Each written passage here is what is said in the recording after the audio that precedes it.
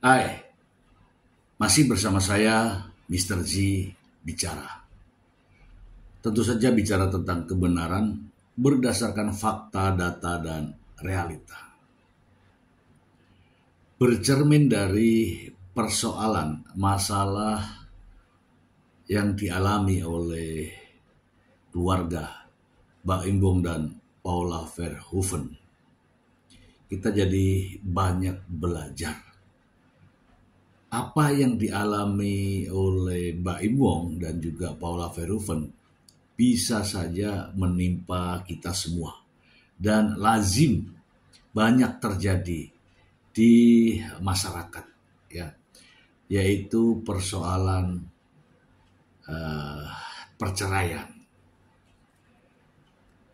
Saya ingin membagikan kronologi terjadinya perceraian terkait dengan apa yang sedang terjadi, apa yang sedang dialami oleh Mbak Imbong dan Paula Verhoeven.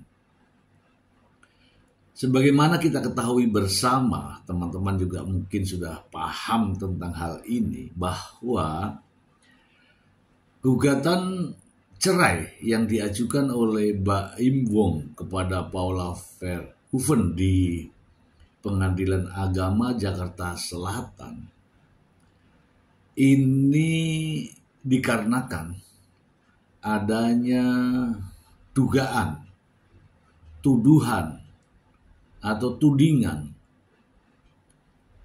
terjadinya perselingkuhan. Sehingga Mbak Imbong menggugat cerai. Adanya kalimat dugaan, tuduhan, atau tudingan itu semua belum tentu benar. Belum tentu benar. Untuk mendapatkan kebenaran maka harus dibuktikan. Oke, sampai di sini. Saya akan mengupas satu persatu mengenai apa itu perceraian.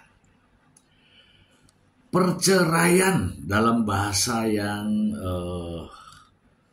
layak, ya, bahasa yang lazim di Indonesia adalah proses hukum mengakhiri ikatan perkawinan antara suami dan istri. Perceraian dapat terjadi karena keputusan pengadilan hakim, ya, atau karena salah satu pasangan memutuskan untuk berpisah. Salah satu. Perceraian merupakan bagian dari hukum yang mengatur prosesi perceraian satu keluarga, suami istri. Hukum perceraian di Indonesia diatur dalam peraturan perundang-undangan yang telah disahkan di negara Indonesia. Perceraian hanya dapat dilakukan di depan sidang pengadilan setelah pengadilan agama atau pengadilan negeri yang bersangkutan tidak dapat lagi mendamaikan kedua belah pihak. Oke, ya, sampai di sini, ya. Jadi proses perceraian adalah satu proses, ya, proses hukum yang menjadi wewenang pengadilan. Ketika pengadilan telah memutuskan untuk bercerai, maka keduanya, suami istri ini, tidak lagi berhubungan dalam satu rumah tangga. Namun sebelum perceraian itu diputuskan, masih ada tahapan-tahapan, yaitu namanya tahapan mediasi. Ketika terjadi tahapan mediasi, maka perceraian tidak akan terjadi. Sehingga putusan hakim di pengadilan agama setelah memutuskan bahwa yang bersangkutan sah bercerai, maka statusnya menjadi duda bagi sang suami, janda bagi sang istri. ini ya. Namun akibat-akibat perceraian ini banyak yang harus dituntaskan ya. Apa yang harus dituntaskan dalam proses perceraian? Nanti kita akan bahas. Nah, penyebab dari perceraian itu sendiri banyak hal ya teman-teman ya, banyak hal. Antara lain adalah persoalan psikologis, ya, persoalan biologis, ya kan, persoalan keharmonisan, persoalan KDRT, persoalan perselingkuhan, ya. Nah, yang terakhir ini tadi kalimat masalah perselingkuhan. Sebagaimana yang dialami oleh Mbak Imbong dan juga Paula Verhoeven dalam gugatan cerai di Pengadilan Agama Jakarta Selatan. Ini berawal dari adanya tuduhan, dugaan, tudingan perselingkuhan. Nah, bagaimana menyikapi tentang adanya perselingkuhan? Dan apa sih itu perselingkuhan? Saya ingin membawa Anda agar tidak menjadi fitnah ketika seseorang menduga atau suami menduga istri selingkuh. Ingat, dugaan itu belum tentu benar. Kita bahas mengenai perselingkuhan. Perselingkuhan adalah tindakan menyeleweng yang dilakukan dengan berhubungan seksual atau aktivitas seksual lainnya dengan orang lain di luar pasangan nikah. Seksual ya, atau aktivitas seksual. Ingat ini, satu kalimat, satu kata ini, aktivitas seksual. Perselingkuhan juga bisa diartikan sebagai hubungan yang tidak setia dalam pacaran. Kalau masih pacaran, belum ada ikatan nikah. Perselingkuhan dapat berdampak negatif pada kesehatan mental dan fisik seseorang. Beberapa dampak yang bisa terjadi adalah depresi, kecemasan, dan libido yang berkurang. Penelitian juga menunjukkan bahwa perselingkuhan bisa menyebabkan masalah mental jangka panjang seperti post-traumatic stress disorder.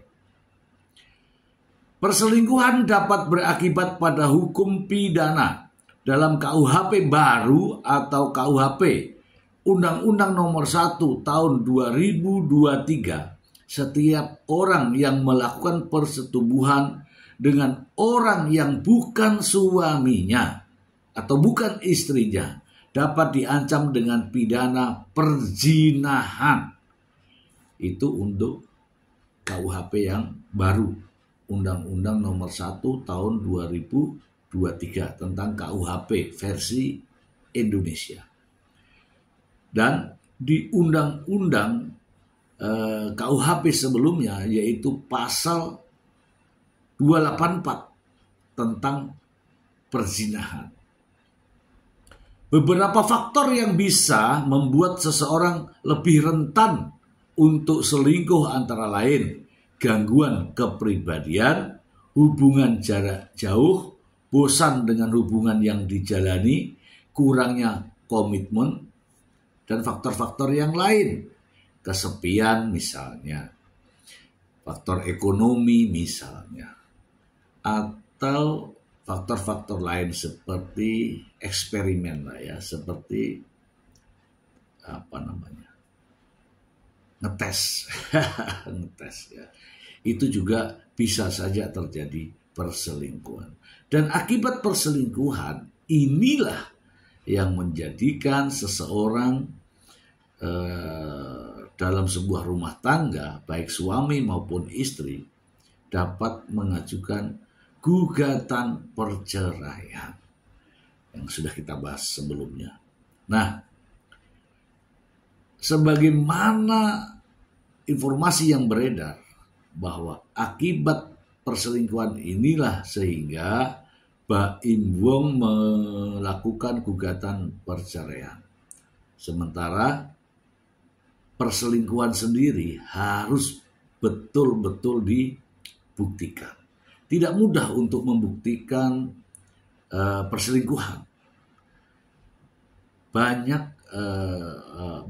hal yang harus dibuktikan.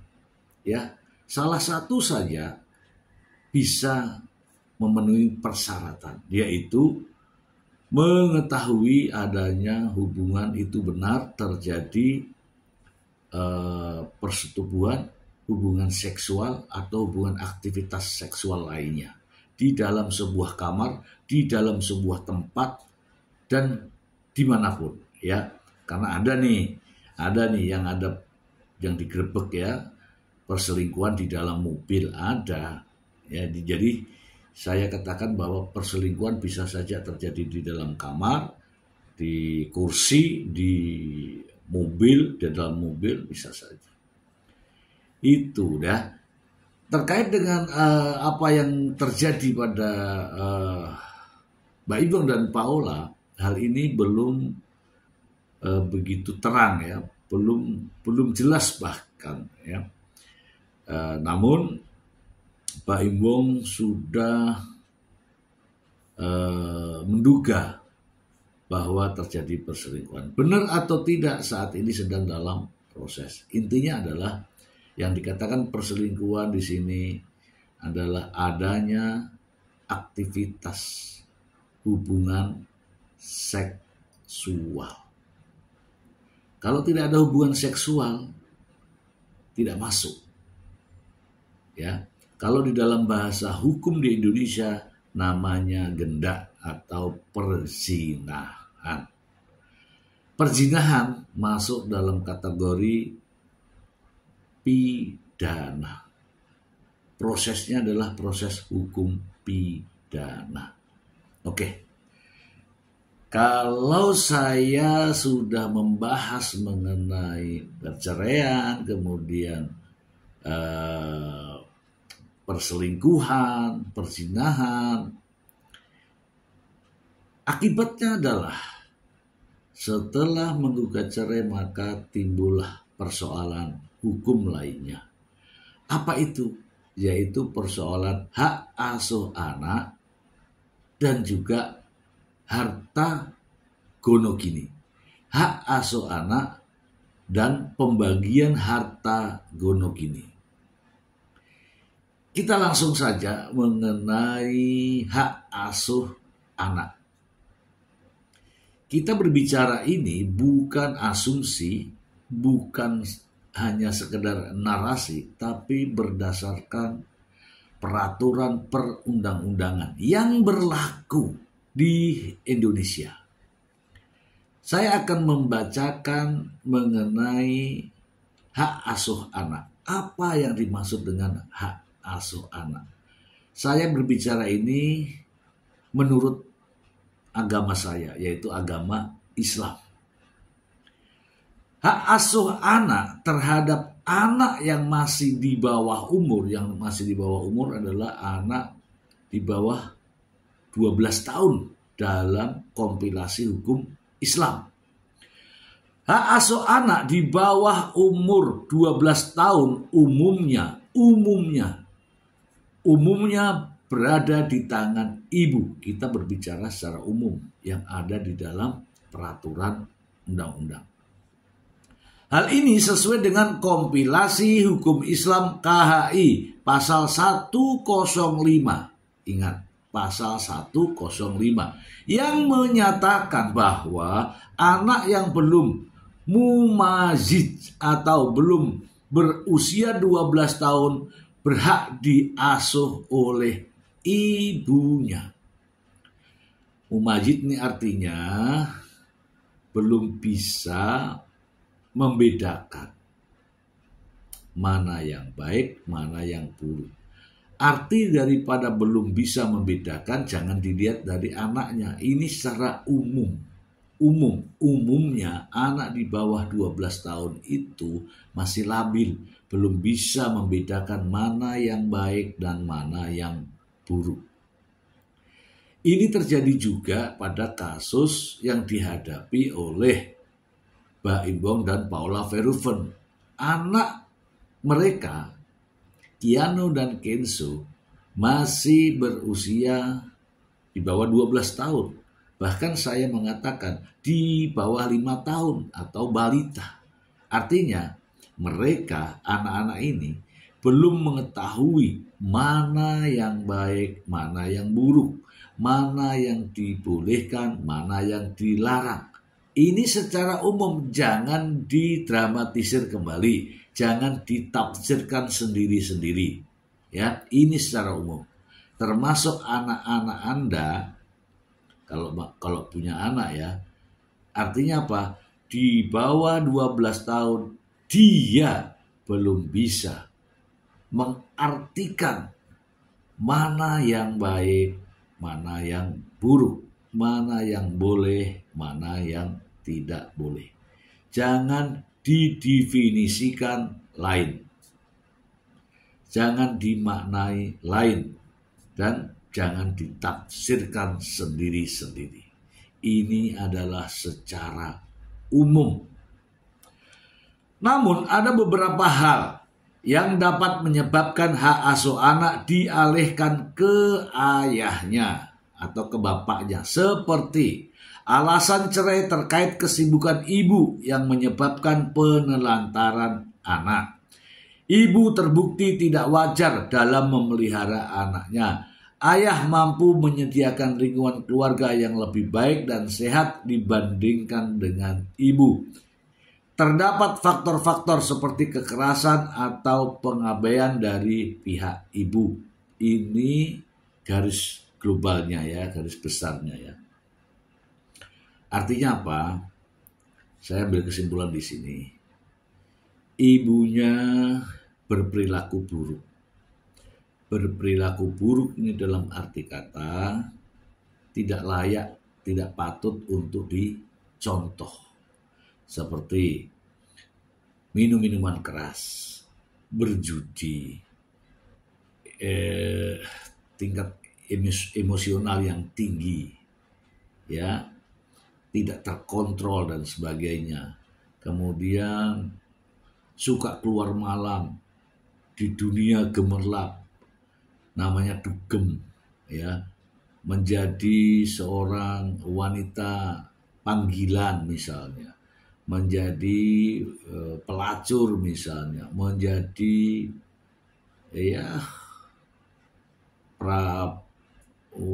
begitulah ya, wanita-wanita yang menjual diri. Nah, itu masuk dalam kategori berperilaku buruk. Yang kedua adalah wanita atau ibunya sedang menghadapi persoalan hukum atau sedang menjalani proses hukum yang berat tentunya, ya. Kemudian yang ketiga adalah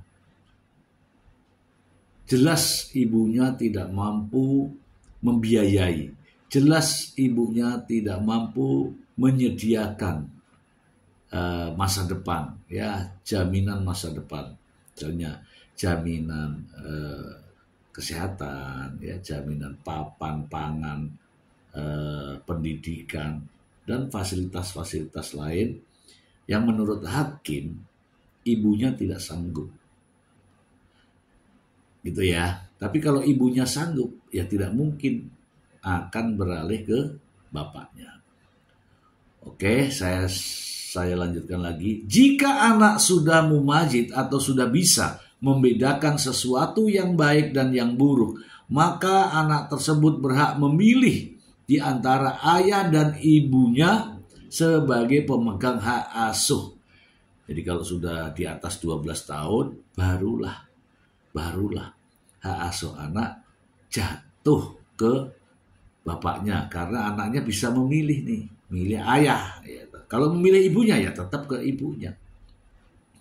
Dalam hal perceraian, kedua orang tua tetap memiliki kewajiban untuk memelihara dan mendidik anak-anak dengan baik. Kewajiban ini berlaku sampai anak itu kawin atau dapat berdiri sendiri. Oke ya. Sekarang kita bercermin pada kasus Mbak Imbong dan Paula Verhoeven.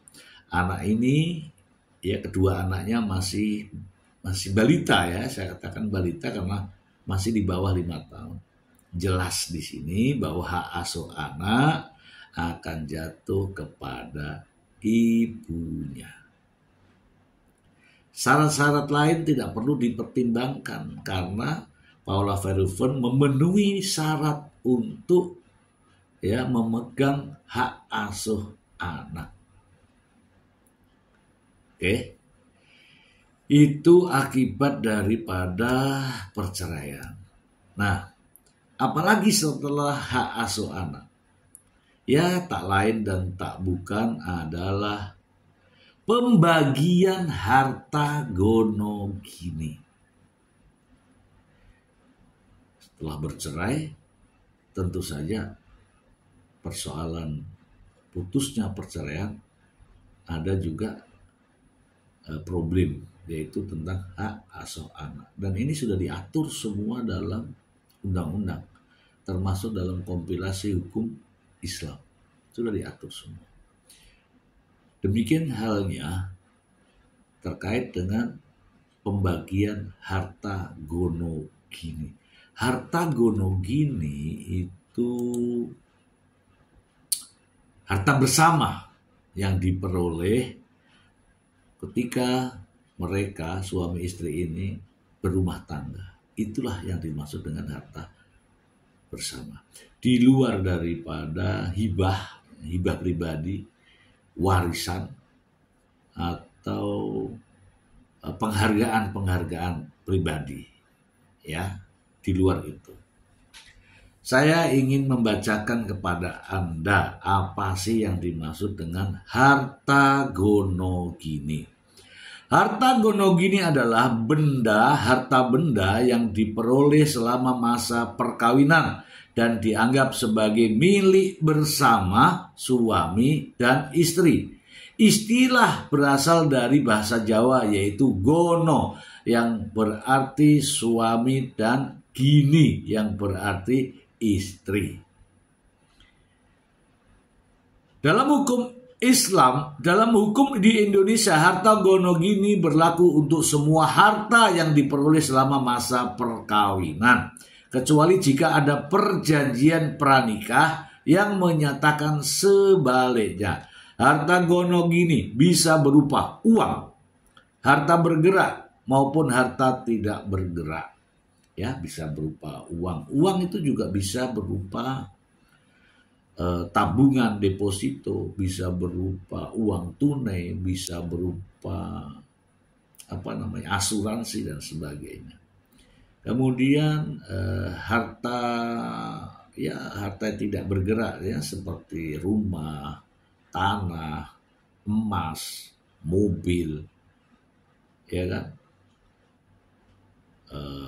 Apa saja harta-harta yang ada nilai uang atau nilai material, maka itu dinamakan harta gonogini. Kecuali harta warisan dan hibah. Ya, ingat ya, saya sudah jelaskan tadi ya. Dalam kasus perceraian, harta gonogini akan dibagi rata antara suami dan istri, baik harta maupun utang.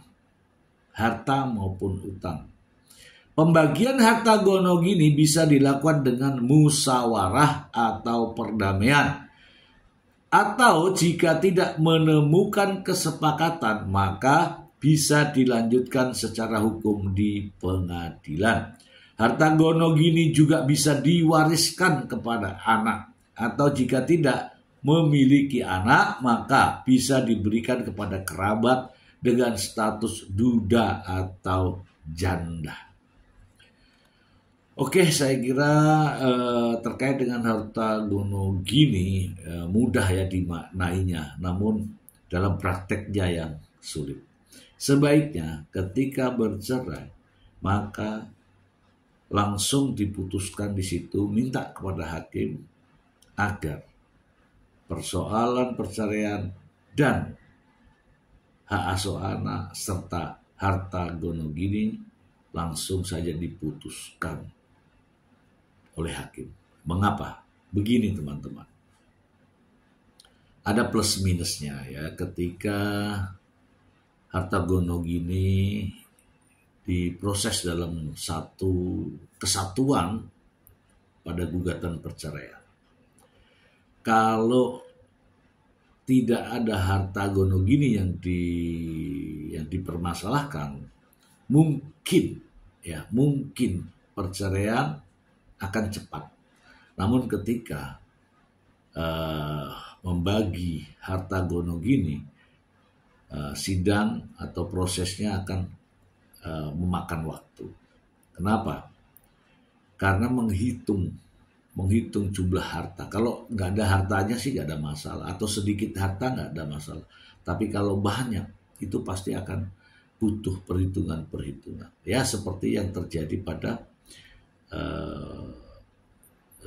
Pak Imbong dan Paula Verhoeven. Hartanya banyak, jadi perlu perhitungan lain. Kenapa perlu perhitungan lain ya? Karena jangan sampai ada harta yang tidak masuk ya, atau digelapkan oleh salah satu pasangan ya. Kemudian itu ya dari waktu ya. Jadi kalau sidangnya dengan membahas mengenai harta gonogini, waktunya agak lama. Tetapi ketika tidak membahas, waktunya cepat. Namun ada kelemahan. Ketika tidak dibahas di dalam satu persidangan, kemudian dibagi di luar secara musyawarah, secara perdamaian, ada kelemahannya. Kelemahannya apa? Jadi harta-harta yang dikuasai, yang tadinya utuh, bisa saja karena ada yang curang, maka harta itu bisa saja dijual, dialihkan, kemudian diganti. Diganti itu maksudnya mobil mewah, Mercy misalnya, karena mau bercerai, mobilnya dijual. Oke, ganti dengan mobil yang harganya lebih murah. Itu maksudnya diganti. Ya. Jadi ada kelemahan-kelemahannya di situ. Ya sebaiknya kalau bercerai ya, sebaiknya langsung saja hak asuh anak dan harta gonogini supaya adil ya. Karena harta gonogini itu baginya bukan bagi seperti warisan, bukan. Kalau perempuan dapat sekian, kalau laki dapat sekian, bukan begitu. Kalau harta gonogini itu dibagi rata. Ya, kalau bahasa Jawa aja itu belah semangka.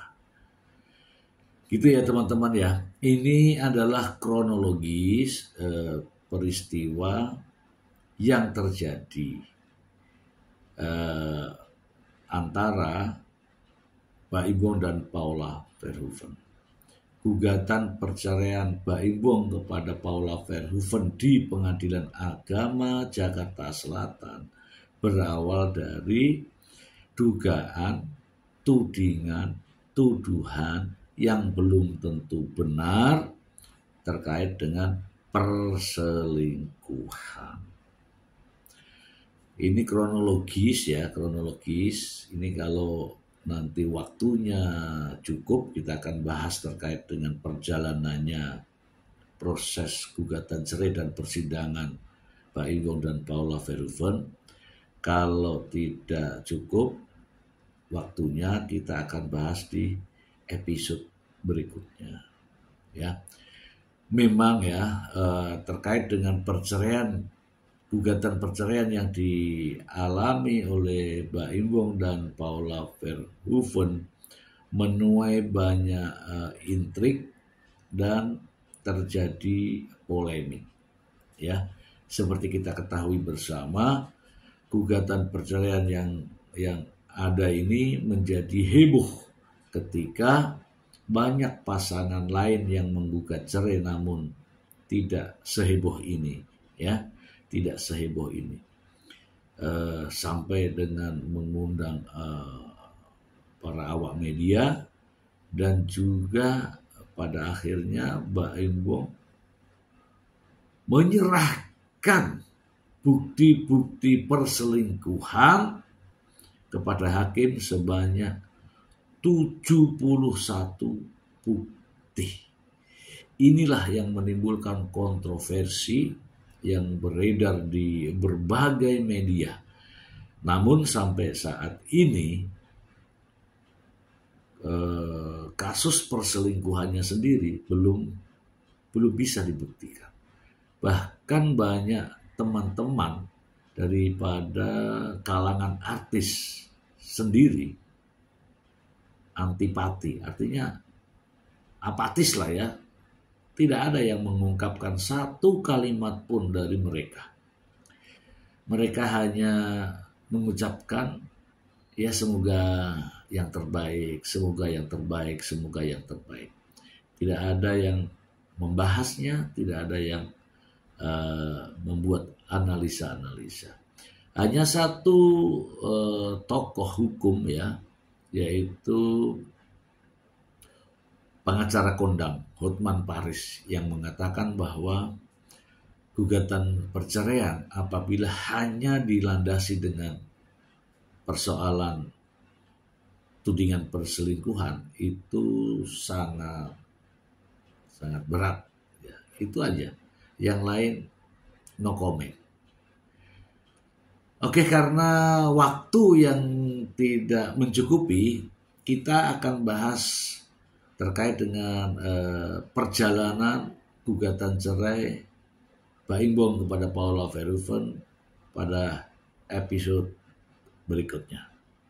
Semoga bermanfaat. Terima kasih.